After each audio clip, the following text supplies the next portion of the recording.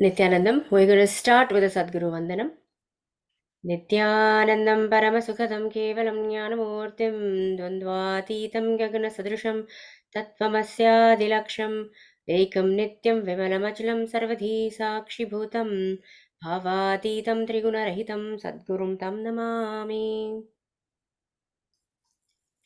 Welcome back to The Curious Mind, your go-to podcast for thought-provoking explorations into the profound depths of human experience, seeking wisdom, knowledge, and enlightenment. I'm your host, Mahant of Kailasa, and today we're diving into a captivating topic with our special guest, Sri Nithya Shraddhananda. He is the head of Kailasa Seattle. Sri Kailasa is a revival of the ancient Hindu enlightened civilizational nation. So get ready to unlock the secrets of inner strength. It's going to be an illuminating journey, no doubt. So grab your favorite cozy spot and let's embark on this transformative exploration together for today's episode. So, as I have had this little segment, we've introduced our guest, but I'd also like to introduce Sri Shraddha through the eyes of the people around him, through the words of the people around him, through the experiences of the people around him. And with Sri Shraddha, we've had like 7 responses, all creative ones. So, are you ready to hear what people have to say about you? Yeah, super excited and nervous as well. And see if you can guess. Actually, our previous guest, Muktika, she was able to guess one of them precisely.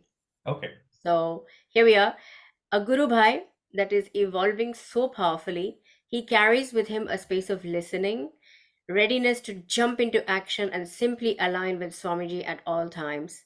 As Mahant of the Nityananda order, he constantly nurtures the desire to manifest beyond all odds with his deep belief in and devotion to the Supreme Pontiff of Hinduism, Bhagavan Sri Nithyananda Paramashivam.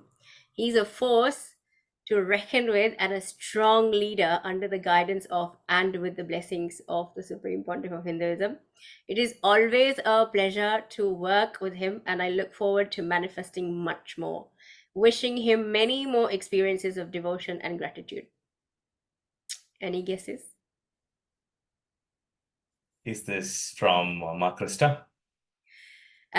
She's one of the people later, but that was Ma Muktika. Ah, That must have thrown you off a little bit because I did say, you people around you, and of course, Muktika is around you, but she's not physically around you. Muktika is very much around me actually.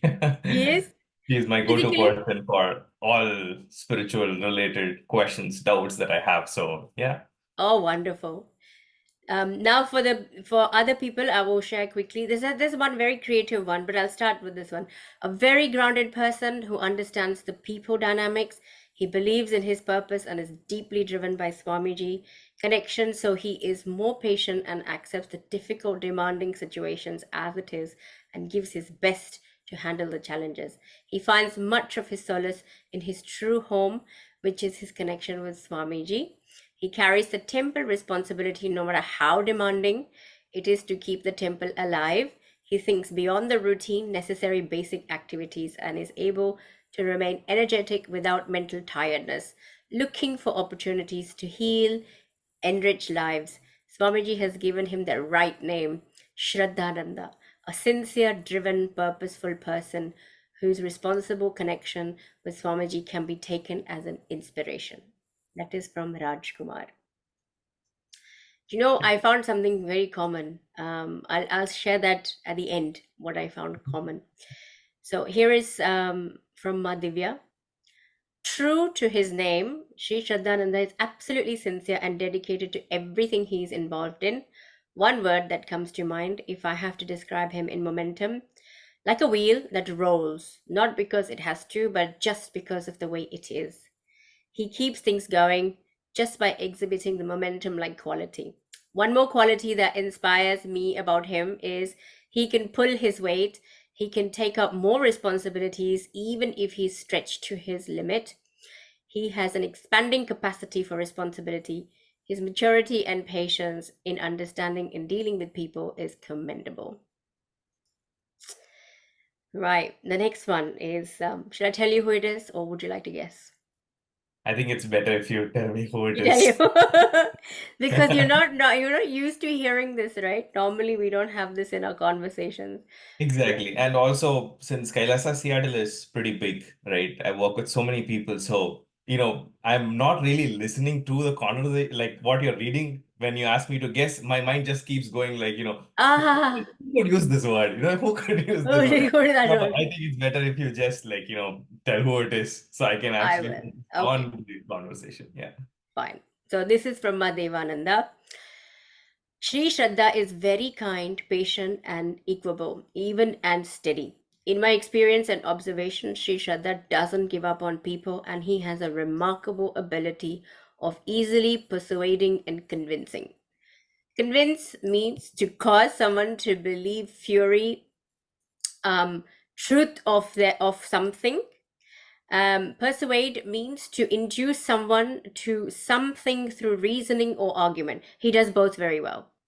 So basically, she's saying that you are able to persuade and convince very, very well. That was Madhavananda. This is from Krista, the next one. Krista says, I first met Sri Shraddhananda in person when my children and I visited the Kailasa Seattle temple.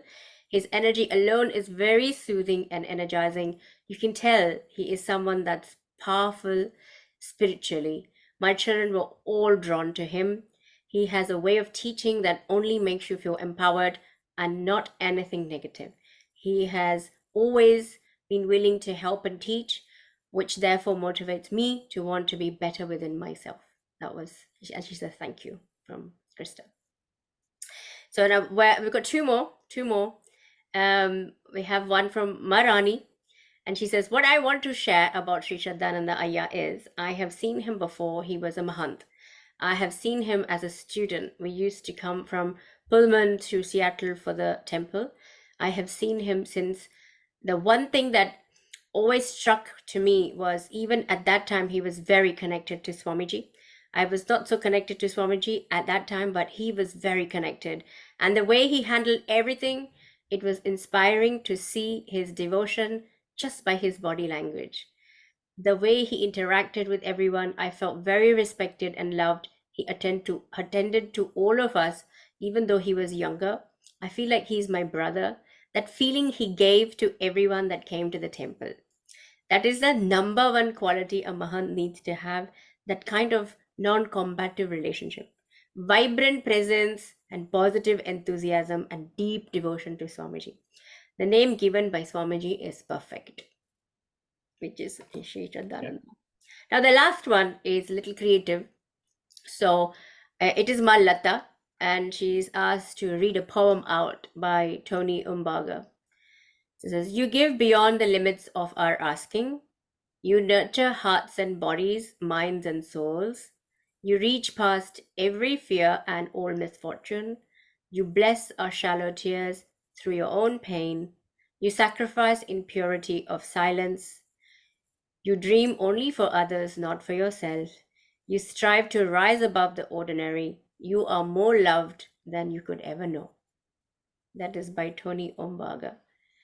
And that was the list of all of the different people around you that had something to say. I think it's we can have a bio about you, and then you have this, which I feel is more revealing because your presence leaves a certain impression on people, and when you hear back from them, one thing I said to you that I found a common thread is a lot of people feel like you are an embodiment of your name, your qualities, you're embodying them, and that's a spiritual path. When we're given a spiritual name by the supreme pontiff of Hinduism, this exactly, it's a compass, isn't it? So That's it's, true. yeah. Yeah, yeah, that's very true because and when I'm listening to all the different sharings, what people really feel about me, who actually live around me almost every day, I meet, talk to them almost every day. One thing that I felt was common, or I should say, one thing that I feel about each and every sharing that was given over here was all of these are actually one of the many qualities that the Supreme Pontiff of Hinduism expresses, right? And while actually listening to that, I should say, I'm drenched in the rain of bliss because, it makes me feel like, oh, wow, the Supreme Pontiff of Hinduism is expressing through me through so many different ways. Because in my perspective, it has always been, hey, how can we take the mission of the Supreme Pontiff of Hinduism better and reach more people? And that's the context I meet with when I meet with all these people. That's the context that I hold, right? Right.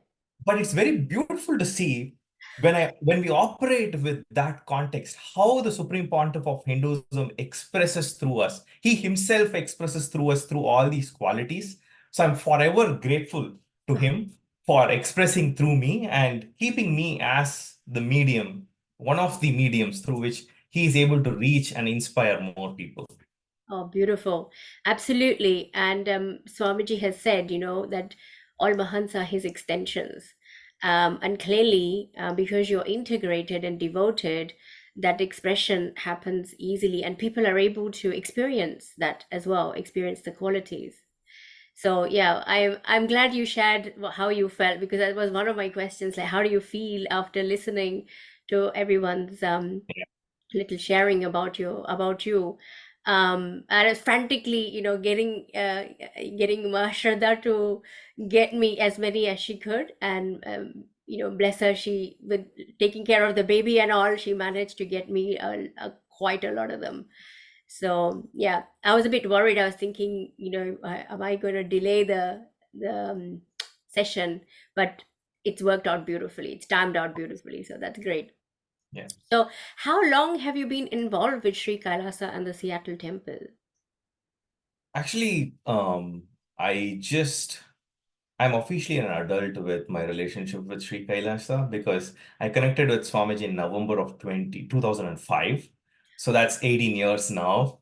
So that's how long, right? I've been connected with Sri Kailasa, how long I've been connected with Swamiji. Actually, it's very beautiful because I was very young when I got connected with Swamiji, and he came to my hometown for delivering a satsang.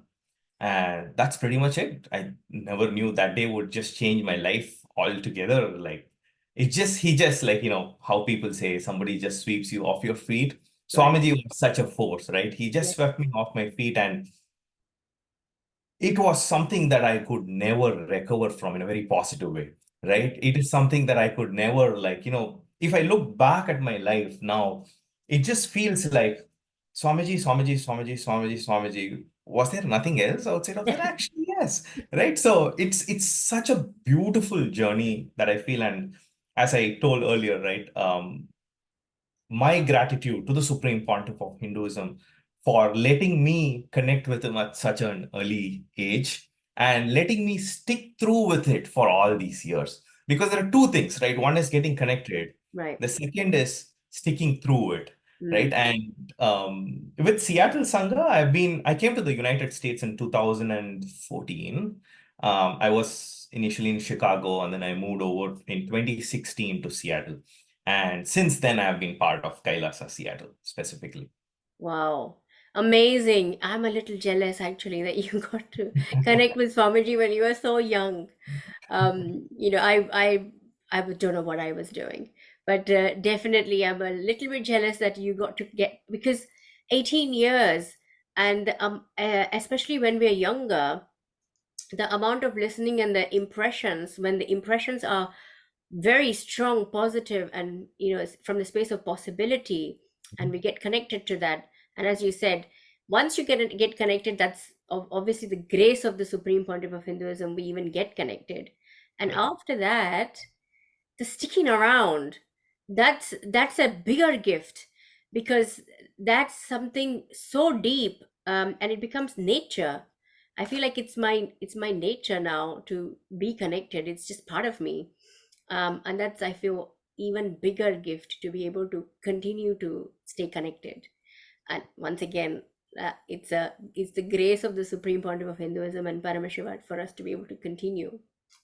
Yeah. Now, when you're faced with doubts, no doubt, we all have, right? When you're faced with doubts or setbacks, what inner strength or source of inspiration is derived from the Supreme Pontiff of Hinduism, Bhagavan Sri Nithyananda Paramashivam? What helps you push through those challenging moments? I think one of the most important teachings from Swamiji that I've learned, and it's from an amazing one-day workshop called as Kalpataru, where Swamiji teaches us how to manifest our reality. And in that program, Swamiji talks about various things. And one of the most powerful cognitions that Swamiji shares during that workshop is, to quote him verbatim, "You are not done. You are a seed. The moment you feel you are done, at depth level, you are dead."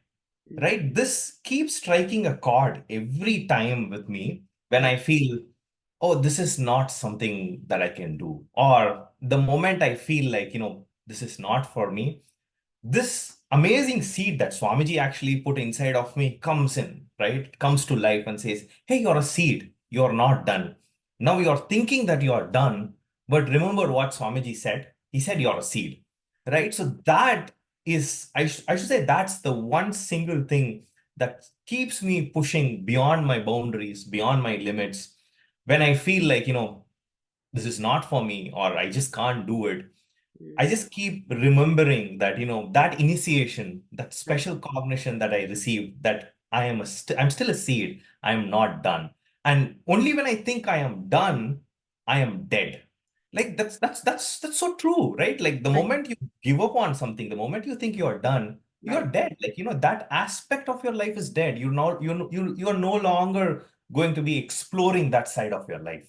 right, So this is something that I even have at my home, like, stuck in one of my walls. So whenever I feel down, whenever I feel uh, that, this is not something, this is going beyond my limits, I see that and I start to cognize and experience that I'm a seed. And I can actually see after that how beautifully that seed flowers into a plant, grows into a tree, and gives all those beautiful fruits that not just me, but everybody around me can also enjoy. So that's, I would say, is one of the most powerful thing that keeps me going, that pushes me through right. during those difficult times. Wonderful. And you continue, that gives you, that powerful cognition gives you, and I know exactly what you're talking about because I've attended the Kalpataru and I've also conducted it. And as you said, this powerful cognition has made a home in me too. And anytime I'm stuck, it's like this is not the end of. Because when we say, okay, I'm giving up, then we're definitely done. As you said, there is no more opportunity left. We've closed all the doors and there is no possibility left for anything new to happen. But when we say, you're not done, you're not done, there is more possibility that opens up, right? That there is like this persistence that starts to happen in us, right? And also, I know the Supreme Pontiff of Hinduism has spoken about will persistence as well. I have a question. How has the teaching of the Supreme Pontiff of Hinduism inspired you to cultivate that will persistence in your spiritual practice and everyday life? Yeah, actually, one thing that I have learned from Swamiji is keep yourself open to continuous expansion, right? And it might sound too big, but Swamiji gave a very simple process for this, right? Very simple. You can take it as a spiritual process or a meditation, whatever it is, something that makes you manifest that, right? Which is saying yes to life and never say no. So that's something I've been following for a few years now, and I've reaped the benefits out of it like anything. And I continue to follow it because I feel that, just like how I was saying previously, saying no closes doors, right? Right, But saying yes opens the possibility of much more that could happen. And ultimately, right, our mind kicks in and says, hey, you're saying that you can do this, you can do that, but do you even know how to do it? mm, Honestly, if I have to say, answer is no. Like sometimes I just don't know. right, But when I say yes to something, the energy that the yes gives actually pushes me to explore how to do it, right? That's an amazing teaching or experience that I have got from Swamiji, from that time, what I've always done is I've made it a point to say yes. Like if somebody asks, like, can you do this for me? Or can you explore this? Can this be done? Can that be done? I'll be like, yes. Then I will start figuring out how. Right. Because another principle of Swamiji is integrity, right? Like when you say something, when you give a word for something, you Right. commit to it and you should be even be ready to give your life to make that happen. So now that I've said yes, Mm. whether I like it or not, Right. I am forced to be in a situation to keep up my word, which is also just keeps aligning me spiritually again and again. And Mhm. sometimes, right, like, it's okay. I feel like it's okay sometimes to do a few things a bit late. But Mm. what matters to me is that I do it. Right. And that's what Swamiji has taught me. Like, it's not like, you do everything late all the time, but because of the fear that you may not be able to do it or you will be doing it late, you just don't say no to it. You say yes and make it happen. Right. Having that consistency, having that stability. And one more beautiful thing also that I want to say about my everyday life, which was part of your question, Mhm. is how can I be happy and complete with everything that's happening around me?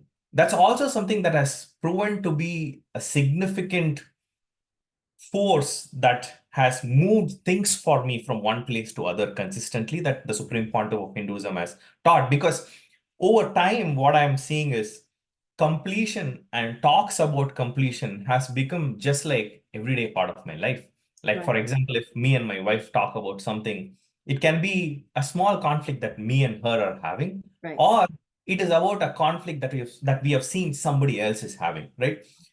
I can very clearly see that we don't judge people that moment, Mm. right? We just say, hey, you know what? I'm seeing this is the pattern that this person is like, carrying through, Right. right? This person is feeling incomplete here. So Right. can we help them to be complete in this aspect? Right. That has opened up the possibility to say, hey, I'm not going to judge people, Right. right? Like 1,000 people can judge me as well with all that I do. But what it takes to be special is to listen to the Supreme Pontiff of Hinduism Mhm. and work towards completion, which I think is the most beautiful learning or the teaching that I've got from him. Yeah, my favorite too. My favorite too. And exactly what you said, it is part of the daily conversation. It is and it is a very practical way to diffuse and completely remove all conflicts. It can be something very small or it can be something quite major. With major conflicts, I find that it's just that this many layers of knots. That's all. It's only big because there's so many layers of it. But otherwise, a simple conflict is, oh well, we're not agreeing on what we want for dinner, example. Mhm. Mhm. Because we haven't come to a agreement, this is what we want. It might be something very simple, but a very complicated one, which is like so many family members are involved and there's so much back and forth and it's gone on for so long, and it's just complicated because of the layers, but it can be simplified and easily completed. It's my favorite topic, completion. I could go on and on. I might take over, so stop me. Can you share a personal example, maybe of a time when you faced like challenges or obstacles on your spiritual path, and how your personal will persistence helped you overcome them? Yeah, actually, I can definitely share many examples. And one very special example goes back to one of the most challenging aspects of my spiritual path, right?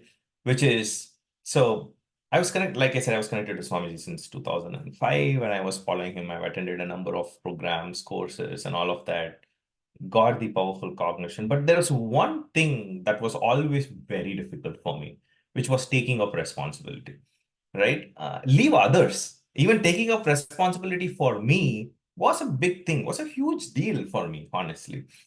And in 2016, I was attending the Inner Awakening, the 21-day powerful program from the Supreme Pontiff of Hinduism that exposes various layers of your thought currents, ideas that you carry about yourself, others, the science of completion, and all of that. So I was going through that very intense process, and I was very fortunate at that time to actually attend that physically in with the Supreme Pontiff of Hinduism.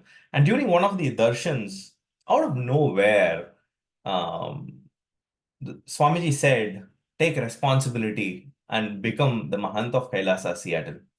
I said, "Yeah, great. Swamiji is asking something from me. Great." And I came down. I was so happy that Swamiji is asking me to do something.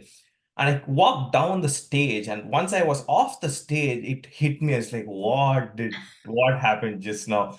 Right. And I started to understand and realize that, this is something that I've always been scared of in my entire life. Mm, And I was okay with it, honestly, right? I was okay with it saying, mm, I take care of myself at the maximum, and that's enough for me. And now Swamiji gives his entire Pacific Northwest kingdom that comes under Kailasa Seattle. And he says, "Now you are the head, you take care of it."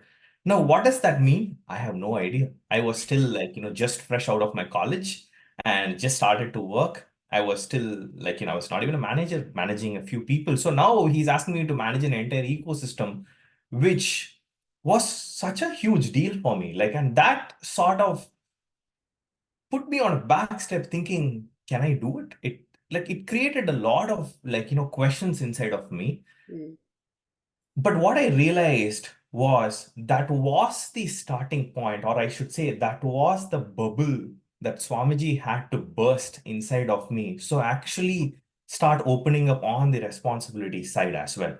And he put me through a various amount of situations, right? Like, it was not easy. Like, there were a few people who were already very well established in Kailasa, Seattle, who were managing a lot of things at the temple. So it was easy, like to say, "Hey, can you please get this done for me?" And they will do it.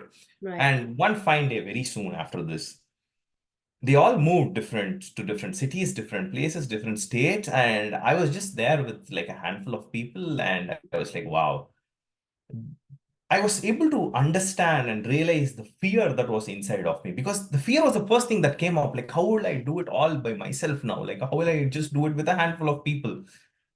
But slowly, slowly, Swamiji made me understand that all that matters is like saying yes Mm, always and not falling by the side of no.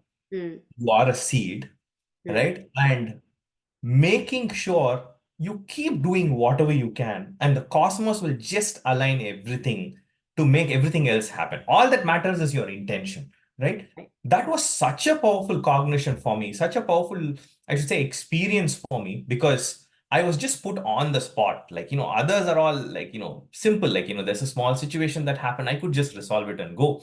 But this was not like that.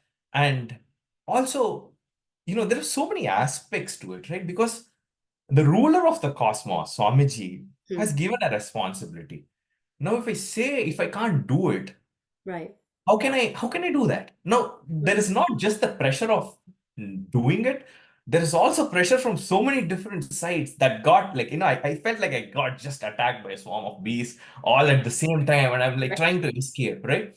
But I think that's a very, very powerful learning and a teaching for me, because you learn by experience, Right. right? And Swamiji is an expert in putting you on the spot to Right. make sure you learn by experience, right? He put me on the spot and ensured that I will, like, he ensured that, he kept popping up, like, in different places for me through his teachings, cognition, saying, "Now implement this, you will see this will work. Right now, implement that, you will see it will work." So it was like a ladder for me. Every step I take, there was the path for the next step that appeared, right? Then I take the next step, there was the path for the next step that appeared, which built tremendous trust in the cosmos for me, right? I think this was one of the most challenging aspects, I would say, in my spiritual path, because one, I wanted to be integrated with my guru. I gave him some word. I want to make sure that happens. I don't think it's possible for me to make it happen. Now, how do I do it, right? All these five things was addressed ultimately by him, right, through his Right. teachings. But the process that it took me through, I would say, is one of the, maybe it's not an obstacle, but it's a challenge that was in front of me on my spiritual journey. That Swamiji put that challenge forward, and he himself held my hand and made me experience how to break those challenges, obstacles, and achieve the higher state. So this is an example. not many people would have known. Even I'm not shared this with a lot of people, but this is one example that has made that powerful impact in me, which is helping me carry over and continue with everything that can happen at any point of time in my life. Now it's like, it's not just this, right? If anything else that comes in my life, now I know, hey, you have handled that. Like, Swamiji was there with you. Now it's still there with you. So you can handle this as well. Is what, like, has both the spiritual learning has helped me both spiritually and personally as well. Yeah, and I can 100% relate to everything you're saying, because just as you had been ordained as a Mahant, it's exactly the same process for me. And I absolutely 100% relate, because it's like, what's a Mahant and what do I do? Yeah. Do I do? What do I do? What's happening next? And it's I used to attend programs before I had met Swamiji, and there was this kind of like a immersive learning situation. So certain atmosphere was created so a learning experience can happen from them, from those but they were in a room, in a hall, that kind of, so they were on a small scale. um and I find that with Swamiji, the entire planet, whole of life, is that same immersive, very safe learning experience that's created. It's like the whole place has become my playground. And just like this, suddenly I'm the head of an entire zone, Yeah. and I am learning on the job. So when Swamiji says, build your ship and swim at the same time, whilst you're swimming, build your ship, it's exactly what he is getting us. You don't, with society, it's always that after I get this done, then I'm going to. So after I finish my degree, then I'm going to practice law. After I do this, then I'm going to do this. You kind of have to get yourself to a perfection level, then you're qualified to, get on with something. But with Swamiji, it's like, yeah, you're ready now. Yeah. Yeah. That's true. That's very true. Now, ready, go off. Yeah. And then he takes care. He's Yeah. constantly there by your side, making sure, the times when I've like really fallen apart and I'm like, I really don't know what I'm doing here. He'll in some way he'll come through a person, through a phone call, through a satsang, somehow. He will, even if it is him directly saying, come on, did you think this is holiday? Let's go for a meeting. Something will be there that will pull me back into the whole thing and get myself ship shape and get on with it. So the source looks like, the from your example, how your will persistence has helped you is literally Swamiji being there, nurturing that will persistence in you and me. Both we both experienced it, Yeah. right? That's very true. Yeah. Yes. What would you say to encourage and support our viewers? We have viewers and listeners of this podcast in developing and sustaining their own will persistence in the face of adversity or doubt on their spiritual path. When I hear about the word doubt, right, there's one chord that strikes me, because I talk to a lot of people as part of Kailasa Seattle who come for completion, who come for solutions, who are stuck with some problem. And one common thread that I always see is they want solution, Mhm. but they are just not sure whether whatever solution we give will work for them. Right. Right? And when you operate from that space of doubt all the time, that is what will manifest. Swamiji beautifully says, Mm. what you want will not manifest. What you believe is what will manifest. Right? Right.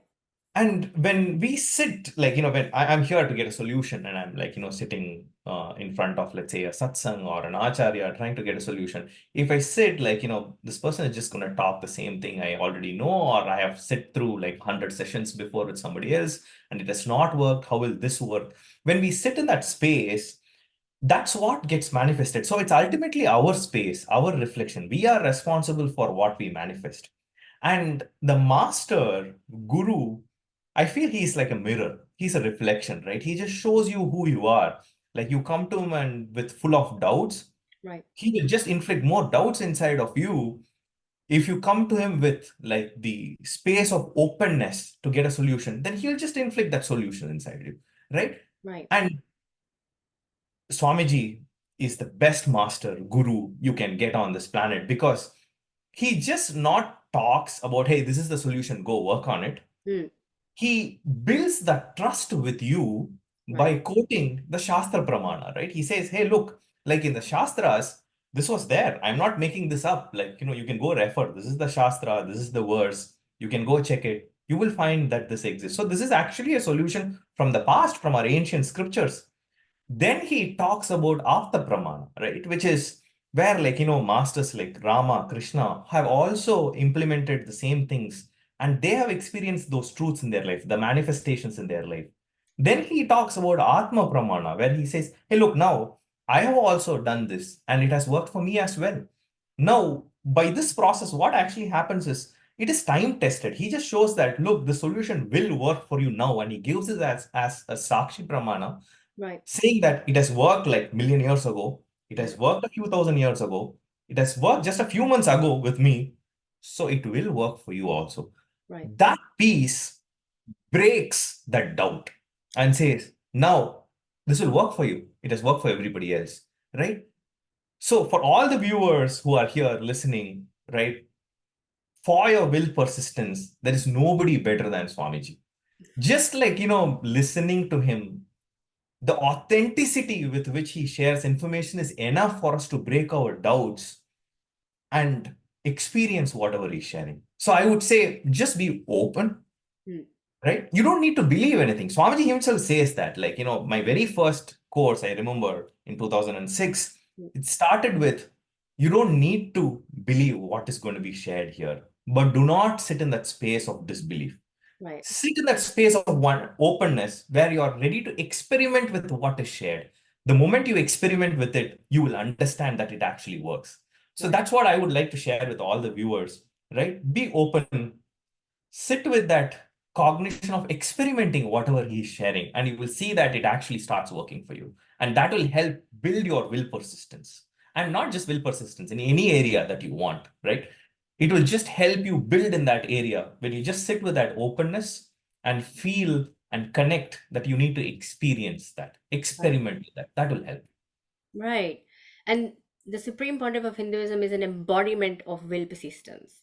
Yeah. Just his whole life, the thread is that will persistence. Like Ma Ganga, she just sits and sits, and as you know, I'm sure you've heard the satsang where Swamiji says Ma Ganga just sits and sits and sits, and it is her will persistence that breaks the parts of Himalayas for her and to give her way for her to flow. And Swamiji is the embodiment of, so who better to mirror the neurons with than to sit there and to learn from his body language about will persistence than the Supreme Pontiff of Hinduism. Yeah. And examples he gives as well, they are very much practical. I feel that just by even by doing Avatar Lila Dhyan, just sitting and contemplating on Bhagwan's experiences, his life, that itself has such a strong scent of will persistence. Because with the difference between will persistence and will arrogance is not even attempting to do something because you just believe you're going to fail anyway. So what's the point of doing it? Will persistence is like you said, you're saying, yes, there's a possibility. Let me explore it, isn't it? Yeah, that's So very true. great. Is there anything else you'd like to share with people who are viewing us and listening to us before we go to your rapid fire questions? Um, I think this one thing that I wanted to share again from Swamiji's teachings and what I've experienced through the years with Swamiji, right? He says, never give up on yourself or others, right? Sometimes we say, hey, I don't give up on myself, Mm. but we'll see that we have somewhere given up on the people around us whom we want to work with, whom we want to do things with. And that often leads to more and more conflicts and Mm. often leads to more and more complications in our own life. Just Right. this one simple teaching, right? Never give up on yourself, on others, will just help us build beautiful relationship, because today people have wealth, people have a lot of money, people are ready to go work out on gym and build their health, right? They just do it all alone. Well, they would do it all alone. But where most of the people feel they are stuck is they don't have people around them. They don't have anybody to share things. They don't have good relationships. They Right. feel they're continuously betrayed, cheated. And so they have lost the trust in relationships, right? And Swamiji just beautifully revives not only relationship with people, ultimately the relationship with Guru himself, right? Which is the relationship that you have with Swamiji.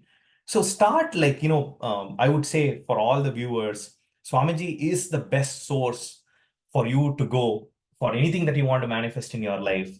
And it can start as simple as not giving up on yourself and others. That will just flower yourself and your relationship with others. Yes. Wonderful. Thank you.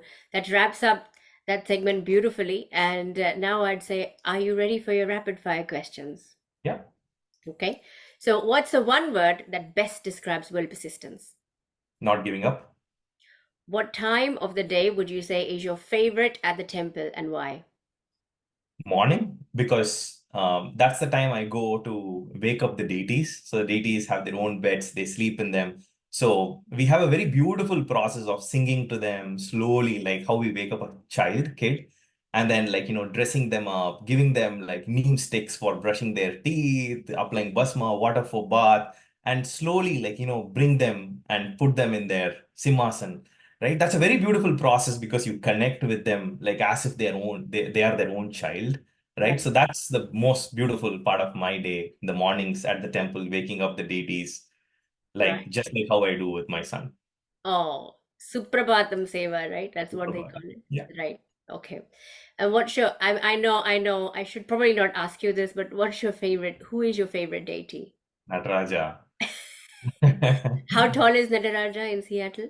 12 feet, 12 feet. He's the tallest Nataraja in North America. Such Wow. a beautiful, graceful form of Paramashiva. Wow. What a presence, though. Oh, Yeah. God. Of one more reason I'm jealous of you. Favorite festival and why? Navratri, because that's the time where you celebrate 9, 10 different forms of the mother, connect with her, and experience her wholeheartedly.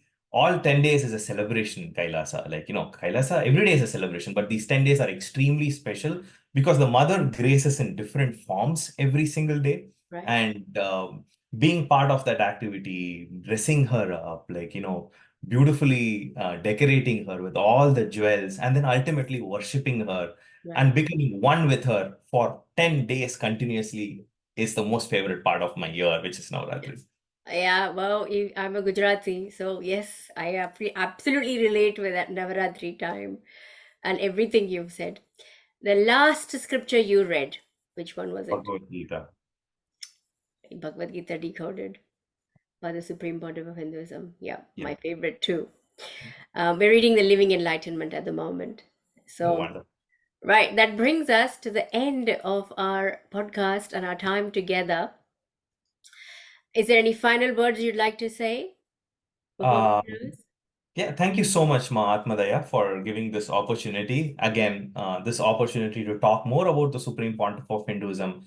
And these type of opportunities just make us experience more and more and on how much he has created an impact on our life, helps us relive those. So thank you for inviting me to your podcast, and I appreciate your time and time for making time for making me part of this podcast. No, I'm overjoyed when you said yes and you said yes to coming. I was just overjoyed. So thank you for joining us on this insightful exploration that we've had on will persistence, of will persistence, and many more topics that we've covered actually, as described by the Supreme Pontiff of Hinduism, Sri Nithyananda Paramashivam. And of course, a big thank you to our esteemed guest, Sri Nithya Shraddhananda, and all actually every each and every one that has sent in a little a description about how they feel about you. I want to say thank you to them too.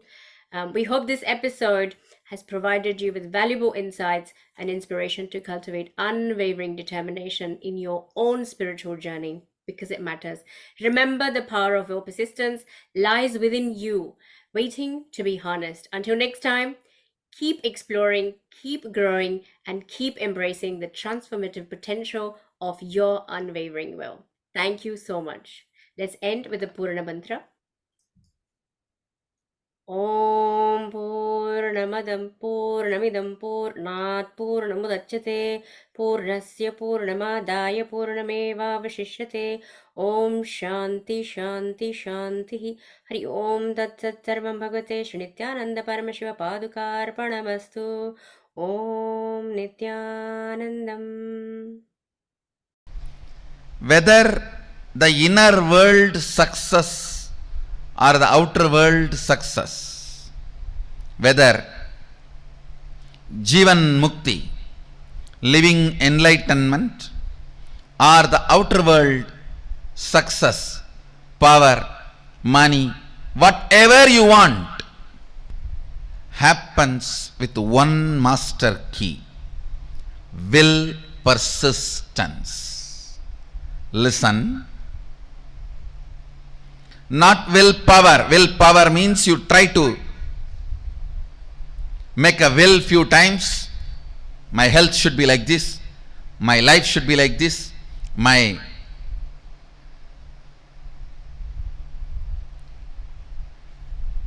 business should be like this. You make few will